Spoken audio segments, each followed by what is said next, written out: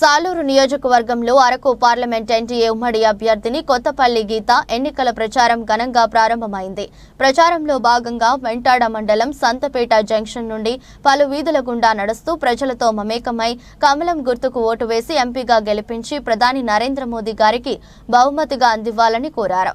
ఈ రోజు ఈ కూటమి ఏర్పడడం మన అదృష్టమని మనం చూస్తున్నాం. కానీ వైసీపీ ప్రభుత్వ హయాంలో మన రాష్ట్రం 20 సంవత్సరాలు వెనక్కి వెళ్లిపోయింది.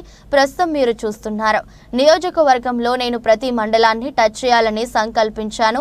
ప్రతి మండలంలోనూ నేను వెళ్లి మన ఉమ్మడి కార్యకర్తలతోటి కాసేపు ముచ్చటించి మీ అందరినీ కలిసి అక్కడున్న సమస్యలను మనోభావాన్ని తెలుసుకోవడానికి ఇక్కడికి రావడం జరిగింది. ఎందుకంటే మీరందరూ కూడా నా లెక్క ప్రకారం మీరు కూడా కొత్తపల్లి గీత మరియు సంధ్యారాణి అని భావించి ఓటు వేయాలి. అంతేగాని మీరు వేరు నేను మీరు వేరు కాదని తెలిపారు.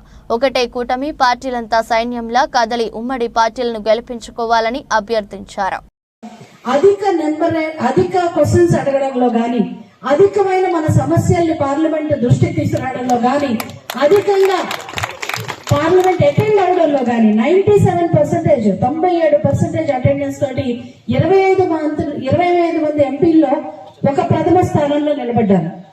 బహుశా అదే నాకు ఈ రోజు నరేంద్ర మోదీ గారి ఆశీస్సులు దొరకడానికి కారణం ఏంటంటే, నేను ఎంత చిత్తశుద్ధిగా పనిచేశానో ఆ చిత్తశుద్ధిని చూసే ఈ రోజు అరకు పార్లమెంట్ ని బీజేపీ తీసుకుని 100% నేను గెలిస్తే గిరిజనులకు మంచి జరుగుతుందని చెప్పి నరేంద్ర మోదీ గారు నమ్మి నాకు ఈ బాధ్యత అప్పచెప్పడం జరిగింది. బీజేపీలో పదవులన్నా ఎప్పుడు కూడా బాధ్యత గానీ అలంకారం కాదు.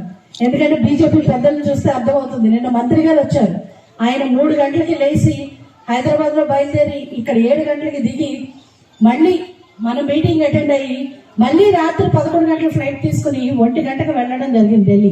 అంటే 2 గంటలు కూడా నిద్రపోకుండా అహర్నిశలు కష్టపడే నాయకులు బీజేపీలో ఉన్నారని చెప్పడానికి నేను చాలా గర్వపడుతున్నాను.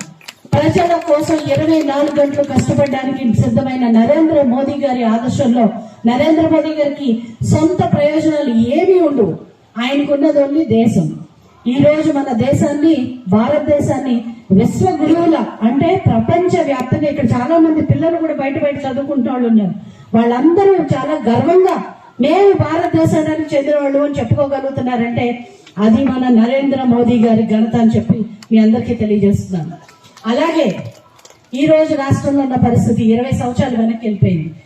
ఒక చంద్రబాబు నాయుడు గారు ఏదైతే ఒక మంచి అద్భుతమైన రాజధాని కట్టాలనుకున్నారో 3 ముక్కల ఆట చేసి ఈ రోజు రాజధాని లేని రాష్ట్రంగా మన ఆంధ్రప్రదేశ్ మిగిలిపోయింది. అంటే తలకాయ లేని మొండల్లాగా వచ్చింది ఇప్పుడు రాష్ట్రం. ఏది మన రాష్ట్ర రాజధాని అని అడిగితే సమాధానం చెప్పడానికి పిల్లలకు కూడా ఏం రాయాలో తెలియని పరిస్థితి ఈరోజు. అంత అధ్వానమైన పరిస్థితిలో. రెండోది, రాష్ట్రాన్ని అప్పుల కుప్పగా మార్చారు. చాలా మంది అనుకుంటారు అప్పుల కుప్పగా ఆయన రాష్ట్రాన్ని మారిస్తే మాకేం పోయిందని. కానీ ఈరోజు రాష్ట్రం చేసే ప్రతి అప్పు కూడా మనమే తీర్చాలి. అంటే మన దగ్గర పన్నుల రూపంలో వసూలు చేసిన దాన్ని రాష్ట్రం